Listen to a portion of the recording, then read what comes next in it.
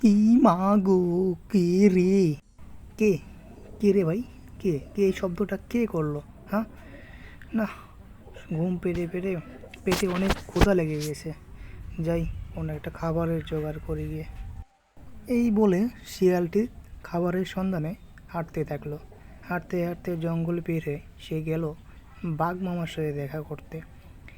বাঘ মামা তখন নিচের ডেরায় শুয়ে আছে। এই যে বাঘ মামা, শুনছেন? বাঘ মামা, ও হে বাঘ মামা। কি হে ভাগ্নে, এত জোরে জোরে ডাকছিস কেন? কি হয়েছে তো? মামা, পেটে অনেক ক্ষুধা, তাই তোমারে ডাকতে আসলাম। কোনো একটা কাজ আছে নাকি?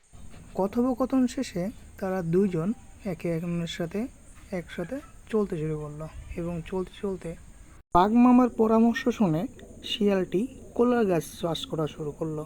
সে এক এক এক এক করে অনেকগুলো কলার গাছ চাষ করলো।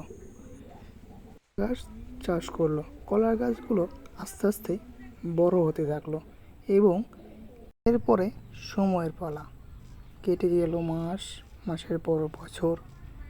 হঠাৎ কোনো এক সকালে শিয়াল তার কলার বাগান দেখতে তার বাগানে চলে গেল এবং সে দেখলো তার কলার বাগানে কিছু সংখ্যক কলা ধরেছে। এরপরে কেটে গেল মাসখানেক। মাসখানেক কেটে যাওয়ার পরে সে আবার গেল বাগানে এবং গিয়ে দেখলো তার কলার গাছে কলা পেকে গেছে। তার এখন কলাগুলো কেটে বাজারে বিক্রি করার পালা।